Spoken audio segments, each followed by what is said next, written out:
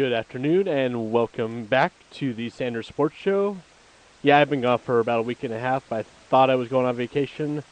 Plans changed, so I'm back here to entertain all my fans out there. However you're listening to the show today, thank you very much for making my show part of your day. Lots happened in the last week. Won't rehash too much of it. Had some trade rumors in the NBA. We have the beginning of Speed Weeks in Daytona. We'll go over that definitely.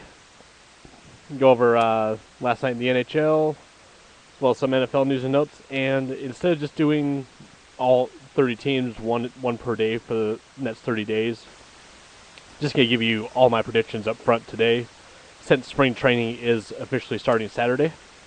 A couple games on Friday that are charity games. I don't think they actually count. Not that spring training games count anyways, but I will definitely be going over the entire MLB. A couple of choices that I think some of you might call me insane for. I'll let you know what those are here in a minute. A few of you know what those are already. We'll start off a little bit of breaking news this morning. I mean, even though you know something bad is coming, when it actually happens, it still hits you hard.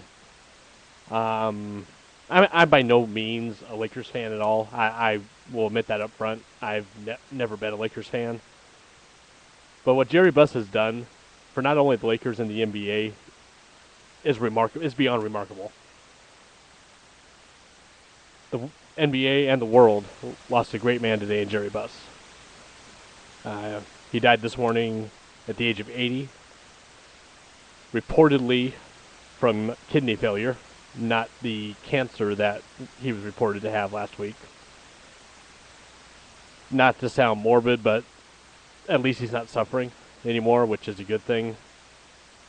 I know if I was in that position, if I knew I was going to go, I'd just go then. I wouldn't want to suffer anymore. Jerry Buss put together, to call it a legacy would be an understatement, in LA. Owned the team for 34 years. 19 of those years, they won the division title. He won 10 NBA championships in 16 finals appearances. That's a remarkable number, if you think about it. 10 titles is the most of any owner in the NBA. Jerry Buss was a visionary. He brought Showtime to LA. Brought Magic Johnson, he brought James Worthy, Kareem, all the way up to Kobe, Derek Fisher, Shaq, Karl Malone, Gary Payton for a little while, all the way up to now, Dwight Howard, Pau Gasol. Jerry Buss was 80 years old. Again, he did die this morning due to kidney failure. Of course, the show, our thoughts and prayers are with the Buss family, their friends, the entire Lakers organization, anyone who Jerry Buss has affected, which is pretty much anybody in the NBA. May you rest in peace, Jerry. Since we're on the subject of basketball, kind of, I was going to start the show off with NASCAR, because a lot happened this weekend in NASCAR, but we'll just move on to the NBA. We'll get to NASCAR next segment. Because the NBA, we had a little bit of a fun weekend this past weekend before today happened. We had the annual NBA All-Star Weekend.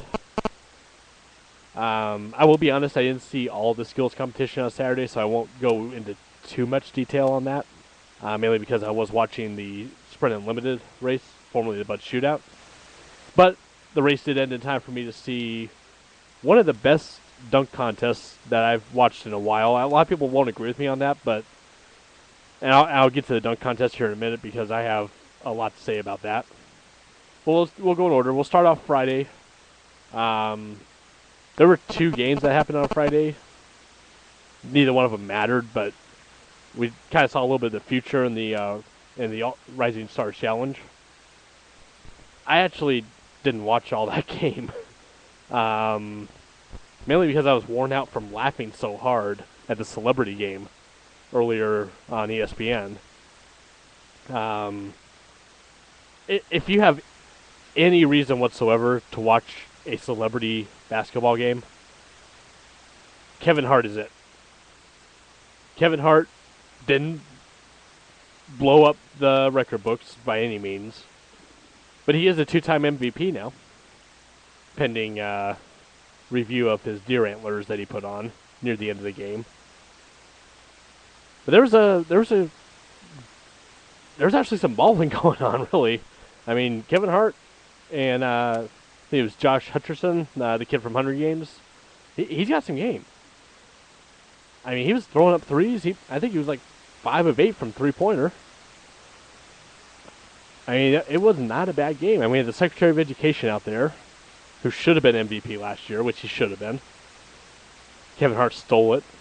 This year, I think he earned it.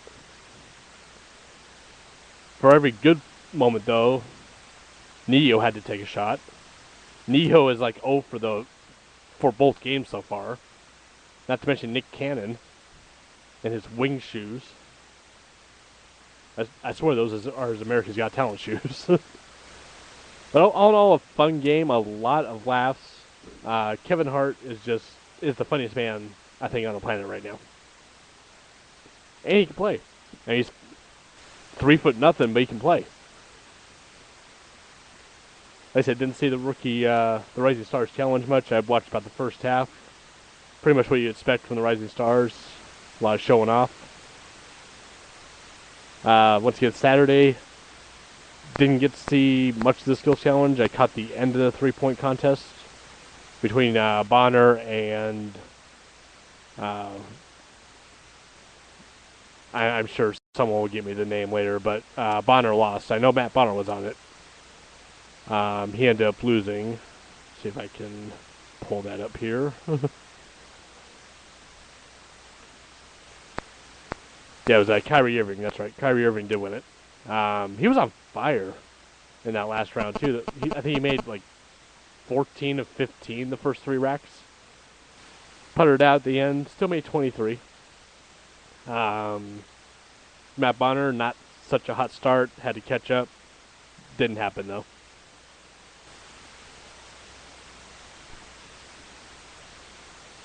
Shooting Stars Challenge. Apparently Miami's Trio won. Chris Bosh, WNBA star Swing Cash, and Hall of Famer Dominique Wilkins. They beat the team of Oklahoma City guard Russell Westbrook, Maya Moore of the WNBA, and former Houston Rocket Robert Horry.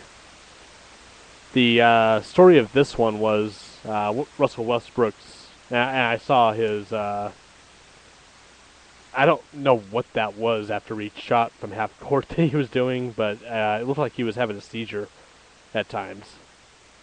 But some good stuff there. Skills competition, rookie Damian Lillard from Portland won that. Beat Jrue Holiday. Everyone had Holiday winning that one, I noticed on Twitter. A lot of people shot that Lillard actually beat Holiday for it, so good for him. During commercial of the Sprint Unlimited, I did switch over to see Jeremy Lin. He was looking horrible. And he couldn't make the three-point shot at all. But the main event of any Saturday night for the All-Star break is, of course, the slam dunk contest. And this year, contrary to popular belief, this was a better dunk contest than recent years. Even Blake dunking over the car, even Superman Howard donning the cape. And a lot of people were saying there wasn't a lot of creativity, that there wasn't a lot of wow factor. I argue the point, what's left to do? This is almost like the X Games and motocross best trick. What is left to do? I mean, they're doing double backflips, 360s on a motorbike in X Games. In the dunk contest, what else is there to do? Pretty much what they'll have to do is flip. That's pretty much the only thing they haven't done yet. Came down to defending champion Gerald Green and not Joe Green, Jeremy Evans. I was looking at a couple years back, Joe Green won it. Defending champion Jeremy Evans and Terrence Ross, the rookie out of Toronto, were the last two standing. Terrence Ross donned the Vince Carter jersey, and he earned that. He had that one, I think, on the first dunk. I don't think Evans' second dunk was even close to Ross replicating Vince Carter's "it's over" dunk. But T. Ross did end up victorious. Just for good measure, he jumped over the ball boy, who was taller than Kevin Hart. And you know what? That was actually some of the best parts of the whole Saturday night that I saw was the banter between Chuck and Shaq. Those two were just going at each other, and it was all in fun. I loved it. At least I hope it was in fun, because if not, that was there's some really bad heat there that I think they need to settle on the court somehow. This was all the prelude to last night, the All-Star game, glorified exhibition game I called it on Twitter, which it is. There's only one All-Star game that actually matters, and that's in baseball, because they're actually playing for something. The NBA, though, it is about the fans. It's about watching the best of the best going against each other. Not really defending, unless you're Kobe on LeBron in the fourth quarter. Because there wasn't much defense at all last night, except for that. West won 143 to 138. That should tell you something right there. MVP of the game was Chris Paul. He deserved it. 20 points, 15 assists. Only the third person to ever do that in All-Star game history, which is awesome. Congratulations to him. But a lot of the focus, especially in the fourth quarter last night, was on Kobe and LeBron. Kobe packed LeBron twice. A lot of people were saying, well, why doesn't he do that in regular season? It's a whole different atmosphere. This was just for fun. I mean, they're honestly not trying. And you say, oh, well, they scored 281 points between them. How are they not trying? Well, they're not trying on defense, number one. But, and like I said, it's a fun game. But to see LeBron getting packed like that, a lot of people, are reading too far into that, I think. It's a fun game. That's all there is to it. It's a very fun weekend. I didn't get to catch all of it. I wish I did, but a couple other things had my attention this weekend. Because my second favorite sport, which I'm not ashamed to admit, is NASCAR. We'll let you know what's happening over in Daytona right after the break here, including history in Daytona. This is the Sanders Sports Show here on Spreaker.com.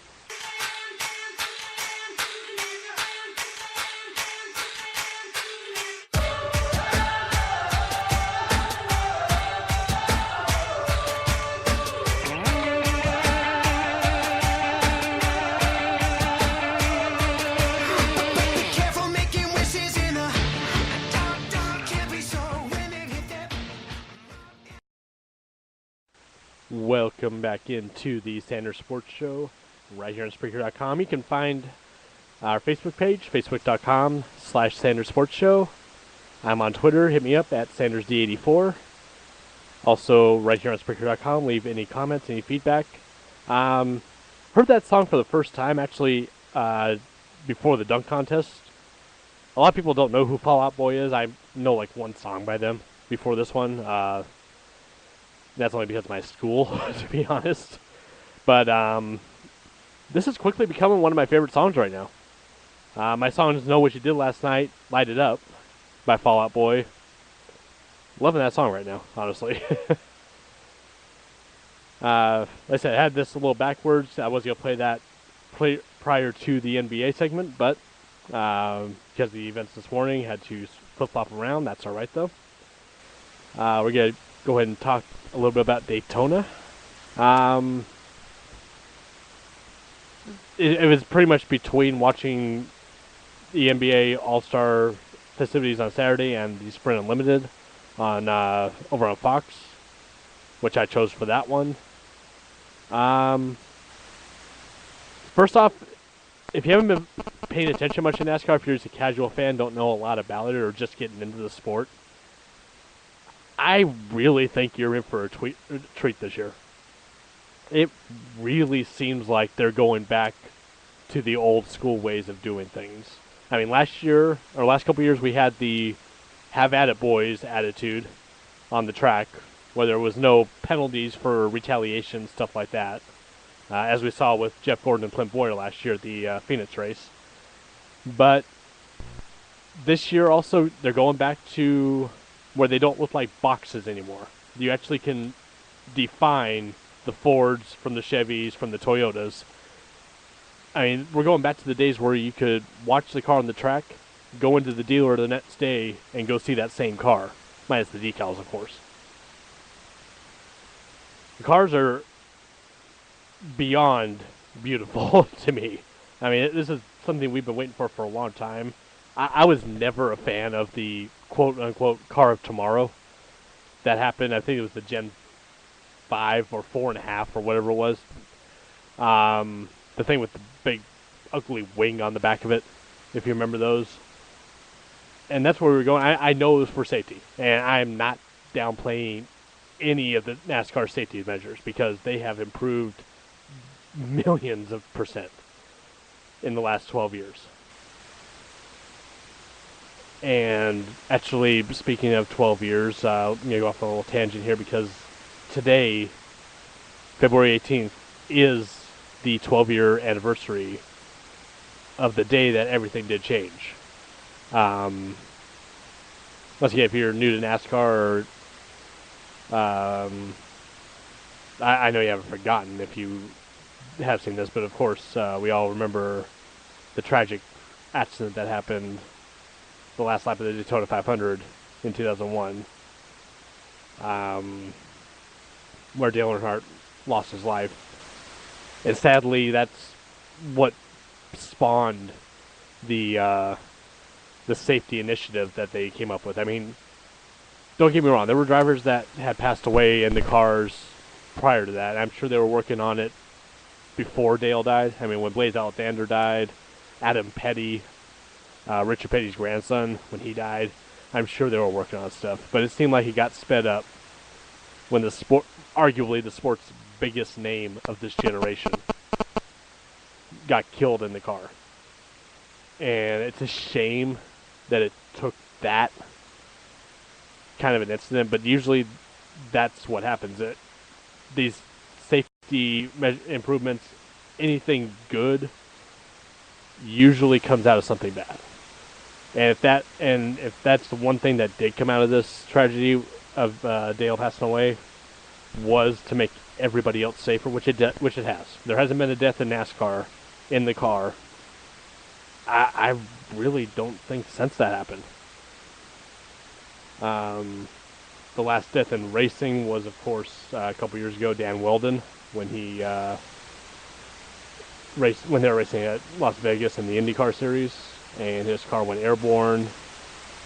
Of course, you know, the IndyCar, the open wheel car, so they have the exposed head area, and his head smashed into a pole that was holding the catch fence at about 220 miles an hour. That's the last racing death that I can think of, as far as the big leagues, IndyCar, NASCAR, F1. But as far as NASCAR goes, they've improved so much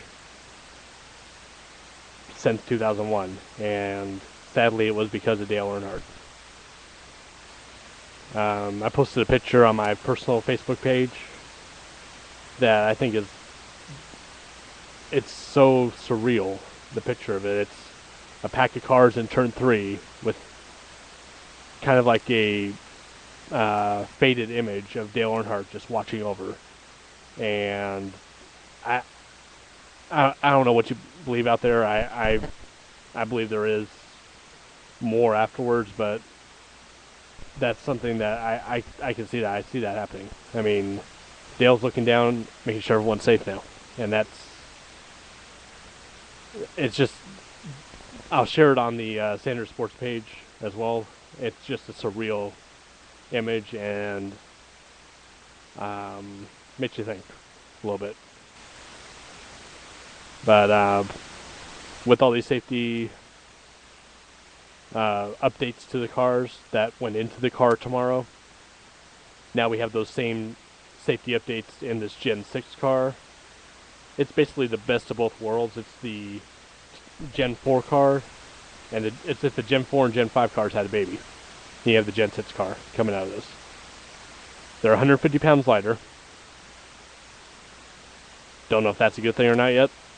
We'll have to see if somebody gets spun and they start going through the air or not.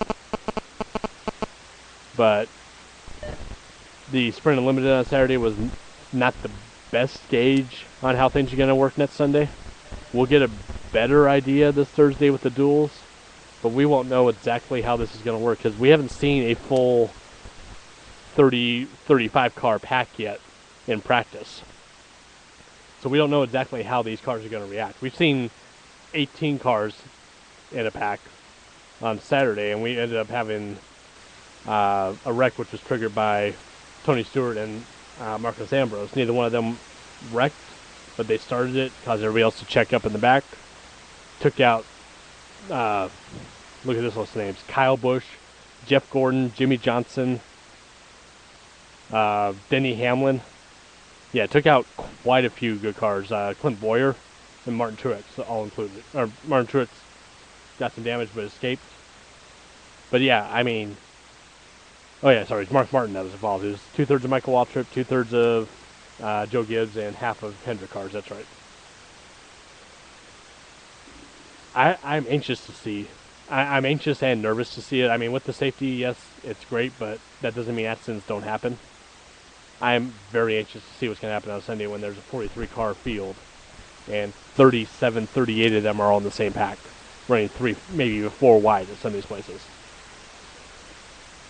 Another big change. It's not really mechanical change, but for the casual fans out there, because there's been a few driver switches, now you can see the names of the drivers on the top of the windshield, so you can pick out your driver, especially if he has a different paint scheme, because there's going to be a lot of different paint schemes this year for a lot of different drivers.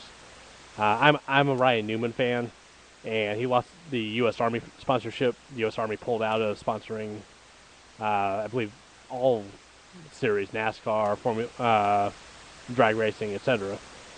But he's gonna have quite a few different sponsors, as I'm sure Matt Kenseth's going to now in the 20 car. Speaking of that, we'll go over a few of the changes. Joe Logano was in the 20; he moved to the 22 with Penske Racing. As I mentioned, Matt Kenseth moving over from Roush Fenway over to Joe Gibbs to ride the 20. Ricky Stenhouse picked up Matt Kenseth's empty seat. He's going to be driving the 17. Or we should call him Mr. Danica Patrick. Yeah, there was a really bad moment yesterday in an interview that my mind just went completely in the gutter. I won't repeat it though, but I think I mentioned this last week. I don't, or the last time I was on the show, I don't see this ending well at all. Because if they wreck each other, you know it's going to be bad. You know there's going to be a fight, and I can see them breaking up because of it. But Danica is moving up full time into the 10 car with Stuart Haas. Kurt Busch moves over. Well, he technically moved over with 2 races to go last year into Furniture Row Racing, the 78 car. Regan Smith and AJ Allmendinger are going to split time in the 51 of Finch Brothers. And there's one other change. Oh yeah, the 83 of Landon Castle. Landon Castle was in there last year. Not anymore. Now it's also going to be fielded by David Rudiman. So, few changes. Nothing. This isn't the worst silly season I've seen, but there are some big names that have moved. So keep your eye out for their new cars, and hopefully they'll be able to help out their new teams. Sprint Unlimited, like I said, was run on Saturday. Kevin Harvick ended up winning it in a very dramatic fashion. Last lap, I could have sworn he was going to get turned. The way he was blocking, I mean, it reminded me a lot of Dale Earnhardt back in Talladega 2000, the last win that he had. Kevin Harvick made his car 4 lanes wide. I mean, literally. Tony Stewart had a run on the bottom. He went down to block him. Biffle was coming up on the outside. I really thought Biffle was going to clip him, but he didn't. I mean, there was literally no room between the two cars when Harvick got up there. Harvick went down when he blocked Tony, ruined his momentum. That gave Harvick the win. Harvick attributes his win to putting his son Keegan in the driver's seat before the race. So now I expect every driver to be doing that this Sunday, just to see if they can get that good luck. Wasn't the only race that happened on Saturday. There was also the ARCA rematch series. Bobby Gerhart was going for his 9th Daytona victory. Ran out of fuel with about 4 to go. Opened the door for Bobby Venturini Motorsports to finally... I mean, this is like the Cubs in baseball. Bobby Venturini Motorsports has been trying so long to get a win at Daytona. He finally got one. John West-Townley in the 15 ended up with the win. The big story out of that, guy who's going to be driving a lot in the Truck Series this year and a few nationwide races, Darrell Wallace Jr., crashing out in the big one at lap 33. He was okay, though. He finished 38th. There's some historic news, though, coming out of Daytona. I'm saving this for last because it is a huge deal. I don't care what you say, it is a huge deal. For the first time ever, a woman is on the pole for a NASCAR race. She's already had one in IndyCar. She won the pole in an IndyCar race. Now she's winning one at in Daytona. Sorry, in NASCAR, and in the biggest race of the year at the Daytona 500. Now, a lot of people are having... I've seen some people have a problem with this. Because she's so light. I mean, NASCAR, if you weigh less than so much, you have to add more weight to the car, no matter what. She would have to add more than the maximum allowed to even it out. So there's some fits going on, but at the end of the day, at Daytona, at Talladega, these super speedway tracks, it really doesn't matter where you qualify because the way the pack races, and the pack racing is back. There's no more 2-car tandem. There's no more of this 2 cars hooking up and going 10 miles an hour faster than everybody else. There's no more of that. There's no way it's going to happen with the way the noses are on these cars. Danica's going to be shuffled back and forth between the front and the back of the field a lot, just like everybody else is this year. I mean, in my mind, I'm seeing this as the 2000, 2001, 2002 era Daytona 500s, where there was about 50, 60 different lead changes. I see that happening again.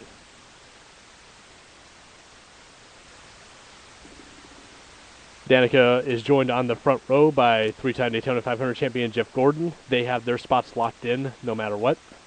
The rest of the field will find out where they're going to be starting this Thursday. And this Thursday also, I'm going to be having a little bit of a late show because I'm going to be watching those. Instead of 1 o'clock Pacific, I'm going to be on at 3 Pacific. And I will give you all the details on what happened on the Gatorade Duels. And let you know where everyone's starting and who ended up not making the show. Don't worry, I'll post reminders on the Facebook page as well and on my Spreaker webpage. Going to be an exciting year for NASCAR. I cannot wait. Coming up next, though, it's also almost baseball time. This weekend starts the first spring training games.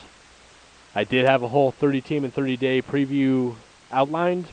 Things got in the way of that, and I do apologize, but I'm going to give you all my predictions right up here, right next on the Sanders Sports Show here on Spreaker.com.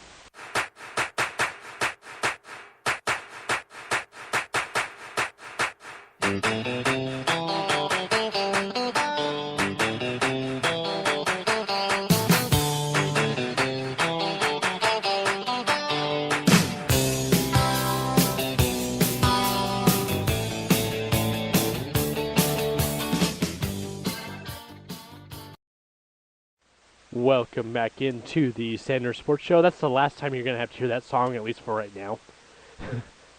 Don't worry, I'll play it when I go to the opening day of Seattle when Oakland comes to town. I'll make sure that I'll get the loudspeaker playing John Fogerty center field. so that everybody can hear it. Welcome back into the Sanders Sports Show. This is Dave Sanders here. You can find me on Facebook, facebook.com/Sanders Sports Show. Also right here on Spreaker.com. Leave me a message. Let me know how I'm doing. Let me know what you want to hear out there. Also hit me up on Twitter at SandersD84. I look forward to hearing from you and responding to everybody. So my first love, well, my second love is NASCAR and sports. I already said that. My first love is and always will be baseball. I've made no secret that I'm an Angels fan. Have been since I was 3 years old. Suffered through all the years that they were horrible in the 90s. Got made fun of in school for it. When they won in 2002, I cried. I admit that. If they win it again, I'll probably cry again. I expect to be crying at the end of this year. I'll let you know how they're going to get to that point, too. In my team-by-team preview, I had pretty much the AL Central wrapped up, as well as the AL West. So you already know that I had the Angels winning the West at 99-63. Oakland finishing second, 90-72. Texas third, 87-75. Seattle fourth, improving, not there yet, 78-84. And the Houston Cellar Dwellers, 48-114. No, I don't give them a chance at all. Not in the American League. Not when they're playing LA, Oakland, and Texas as many times as they are, on top of Toronto, the Yankees, Tigers, Cleveland, Baltimore. I mean, there's 48 I think is generous for Houston. I really do. Don't worry, National League still has their team they can beat up on. I'll get to them in a minute. They just don't have Houston anymore. We get Houston now. And thank you, by the way, for that, Bud Selig, for those free games every year. We got into a little bit of the Central. I told you that I had the Tigers winning. We're going to go 95-67. Cleveland finishing second at 93-69. White Sox finishing about 10 games back, 82-80. That's where I left off. Well, the last two teams don't really matter in this division. I have Minnesota fourth, Kansas City fifth. I've seen people saying Kansas City is going to have a turnaround season this year. I don't see it. I don't. And I'm sorry I don't, but I don't. The Royals have been bad for so long. I think they're still a long ways away from getting any improvements. I have them going 69-93 this year. So they'll still get a few wins here and there, but they're not going to be contenders of anything for a while. So that leads me to the AL East, which I'm going to go out on a limb and say this, because this was harder to pick than the AL West. This will be the toughest division out of all of baseball this year, will be the AL East. Toronto making blockbuster trades with Miami and New York. Let me just run down their depth chart, just so you know. Catcher, J.P. Arancibia. First base, Edwin Encarnacion. Second base, Emilio Bonifacio. Third base, Brett Lowry. Shortstop, Jose Reyes. Left field, Melky Cabrera. Center field, Kobe Rasmus. Right field, Jose Batista. DH, Adam Lind. Here's their pitching staff. R.A. Dickey, Josh Johnson, Mark Burley. Top three all were in different places last year. Encarnacion, Bonifacio, Reyes, Johnson, Burley all came over from Miami. Dickey came over from New York. Slap on Brandon Morrow and Ricky Romero, who are not bad pitchers. Solid starting five lineup. Surprisingly, I don't have Toronto winning the East. I think there'll be 4 teams over 500 in the East. 2 teams will make the playoffs out of this division. Neither one of them will be the Yankees.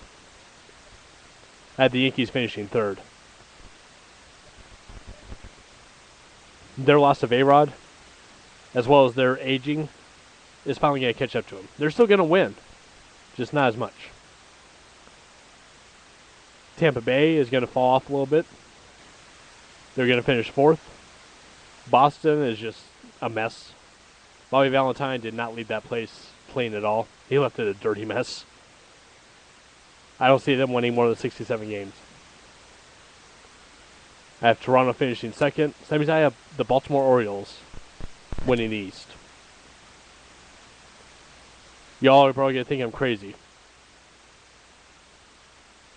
I haven't gotten it crazy yet. Just wait till I get to the National League. So here's the teams I have for the playoffs. I got your wild card being Toronto versus Cleveland. I have Toronto beating Cleveland in that one-game playoff. They will go on to face the Angels. Of course, we'll lose to the Angels. The other AL Division Series will be Detroit and Baltimore. I have Detroit winning that one. ALCS will be the Angels against Detroit, which, of course, I have the Angels winning there. But who will they play in the World Series? You might ask.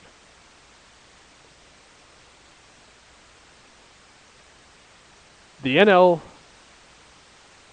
is going through a transition phase, I think.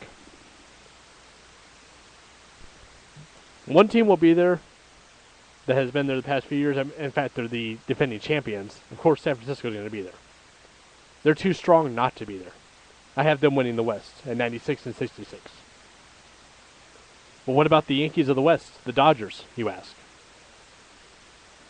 They're going to be there. Dodgers are going to win 92 games. They're going to be a wild card.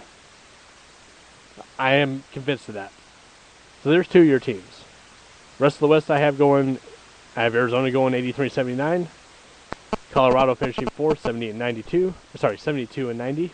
San Diego finishing 70-92 in last.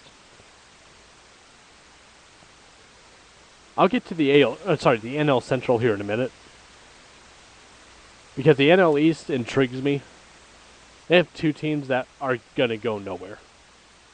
Miami is in such a shamble right now. I mean, they pulled last year what they pulled after they won the World Series in 97 and 03. I said they didn't win a World Series last year. There's reports that Jose Reyes got told by Marlins owner Jeffrey Loria to buy a house in Miami literally 2 or 3 days before he traded him. I agree with Jose Reyes. I feel sorry for the fans of Miami because they have this circus-like stadium and nobody to play it. And nobody's going to go watch this team because they're just horrible. I have them finishing only 4 games ahead of Houston for the worst record at 52 and 110. Mets aren't much better. Mets I have finishing 4th at 58-104. That way they can go spend their money in their Indian casino that they're going to build when October comes. So that leaves the Nationals, the Braves, and the Phillies in the East. Phillies are getting a healthy Ryan Howard back. They've lost some pitching. They've lost a couple bats. They won't be the same Phillies from a couple years ago. I mean, hell, last year, having Ryan Howard out hurt them. Last year, Philadelphia finished 81 and 81 in 3rd place. I have them finishing in the same place, 3rd place, except getting a couple more wins. I have them finishing 86 and 76. So now the big question: who wins the East? Is it the Uptons and Hayward leading the outfield in Atlanta? Or is it Strasburg, Bryce Harper, and the youth movement of the Nationals? If this were last year, and Strasburg was still on his inning limit, I would actually put Atlanta winning the East. But I don't. Washington will repeat as National League East champions. What would have happened last year if Strasburg was able to pitch in the playoffs? That's one question that we will never know the answer to. Would they have won a series? Would they have beaten St. Louis? We don't know. I have Washington winning and being the only team actually that will break 100 wins this year at 101-61. And I have Atlanta as your other wild card at 99-63. So I have an Atlanta Dodgers wild card round. And I have San Francisco going to the division series automatically. But you ask, who's going to come out of the Central? You might think I'm crazy, but to me, there's 3 teams that could come out of the Central. 2 of those teams are not the Cubs or the Brewers. Brewers have this Ryan Braun scandal once again. Plus, they've lost a lot as well. I think they'll fall below 500 this year. They'll go 73-89. The Cubs will be the Cubs. They're the new basement dwellers of the Central since Houston's gone. So that leaves Pittsburgh, Cincinnati, and St. Louis. Cincinnati won the Central last year with solid hitting and solid pitching. But I think they're making a huge, huge mistake this year. They're making Aroldis Chapman a starter. He is a setup man, not a starter. He cannot throw 108, 107 miles an hour constantly. Yeah, he's your number 5 starter. You can probably switch him out later on, but why even give him that option?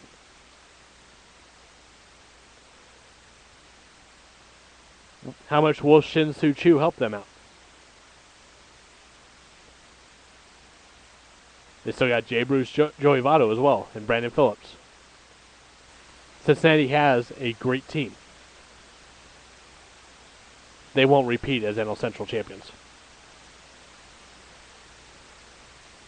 St. Louis, after coming off a year where they lost arguably the best hitter in baseball today, Albert Pujols, still made the playoffs. Still made the LCS, actually. Not just the playoffs, they made it all the way to the LCS.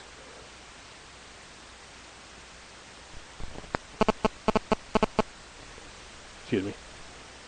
And they don't have a bad team, I'm not going to say. Chris Carpenter, the loss of him is going to hurt them, I think. Not much, but it will. Cardinals not the same Cardinals, though. They're all a year older. David Freese is still hitting. Don't get me wrong. Matt Holliday can still belt him out. Beltran is still there. But I have them finishing 3rd at 87-75. So if it's not the Cubs, it's not the Brewers, if it's not the Cardinals, and if it's not the defending champion Reds, who? That just leaves the upstart Pittsburgh Pirates. That wouldn't be crazy to pick them to be the Central winners of the Central, would it? Last year they petered out. They were leading the Central for a while in the first half of the season. Now I know it doesn't matter how you start, it matters how you finish. This year, they will finish strong. Picked up Russell Martin at catcher. Still have Andrew McCutchen. They have a great cast of hitters. Garrett Jones, Clint Barmas, Starling Marte. And their pitching has improved so much. They have A.J. Burnett, Wandy Rodriguez, James McDonald coming off a great year. But the name that I think will put them over the top, and who I'm already going to claim as my comeback player of the year this year, Francisco Liriano, their number 5 starter, will be the player of the year. Sorry, comeback player of the year. Yeah, he went 6-12 last year. Had 5.34 ERA. That was in the American League. Now he's in the National League. Whole different style of hitting. I think he needs to be in the National League. I have Pittsburgh winning 93 games and winning the Central. Not only will they win the Central, I have them beating the defending champions and advancing to the National League Championship Series. Like I said, I have Atlanta beating the Dodgers in the wild card round. I have Atlanta beating Washington in the division series. So I have a Atlanta versus Pittsburgh LCS. We haven't seen that since 1991, I think it was. Sid Bream. Remember that? Pirates won't make it to the World Series, though. My pick. With home field advantage going to the Angels because the American League will win the All-Star game this year. Once again, I love that the All-Star game actually matters in baseball. But your World Series, Angels versus Braves. You cannot discount the huge pickups the Braves made. The Uptons, along with Jason Hayward in that outfield, along with some of their pitching that they have. I mean, they have some of the best pitching I've seen. I know it's not Glavine Maddox days. It's still great pitching, though.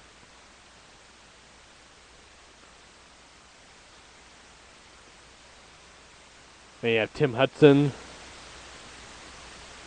You have Chris Medlin. Paul Mahome. And you have Kimbrel as your closer. What else do you need? They traded for Jordan Walden. Yeah, they traded my Angels for Jordan Walden. Gave us Tommy Hunter. Thank you for that. Look at this. Freddie Freeman. Dan Ugla. Juan Francisco. Andrelton Simmons. Say that 5 times fast. Then you got the Uptons and Hayward. And Brian McCann's still behind the plate. How can you go wrong with that? The Braves are winning the NL pennant. The Angels are winning the AL pennant. As much as I want to be a homer, I said at the beginning of this, I expect to be crying. Sadly, they won't be tears of joy. I have the Braves winning the World Series 4-2 against the Angels. Home field advantage will not help them. That is my prediction for the 2013 MLB season. Let me hear from you. Am I crazy to pick Pittsburgh as the NL Central champion? Am I crazy not to have the Yankees in the playoffs? Shut up, Justin. I know you want me hurt. Am I too much of a homer saying that the Angels will win 99 games? Am I not enough of a homer by having the Braves beating the Angels in the World Series? Let me know what you think out there. Once again, on my Facebook, facebook.com/Sanders Sports Show. Right here on Spreaker.com on the show's page. Leave me a comment. Or on Twitter @SandersD84. Let me know what you think. Let me know what you think is going to happen this season. Baseball is the toughest sport to predict because there's so many games, so many variables. This is my first time actually doing this. I usually do this for football about the same time frame, about a week or two before preseason starts. Didn't do too bad last year. I'm trying it with baseball this year. Let me know what you think out there. That'll about wrap it up for today. Probably the longest show we've had yet. Nice. Once again, I want to thank you for making my show a part of your day. I will be back tomorrow. NBA picks back up tomorrow. We'll go over the games for that. Talk a little hockey tomorrow. Also, if anyone gives me some feedback on what they think, I'll discuss that as well. Let me know what you guys want to hear out there, too. I'm doing this show as practice, like I've said many times, for my school. I'm doing the show. I've gained a few followers on my Facebook page as well as on the Spreaker. Let me know what you think out there. I don't get much feedback. I'm craving it. I want to know what you guys think. Got a couple of shout-outs here. Tomorrow is Tuesday. You know what that means. J5 and AP. Breaking it down over on Fanalize This right here at Spreaker.com. 4 p.m. Pacific time. Check them out. I'm sure they're going to have a lot to talk about All-Star Weekend. Plus, I know J5 is going to be talking about the UFC event this week with the women's main event. That's Finalize This right here at Spreaker.com tomorrow at 4 p.m. Pacific Time. Also, if you're a bowling fan, go check out bowlingevolved.com. They have a new video posted about the Laughlin Cup. If you're in that region, go check that out.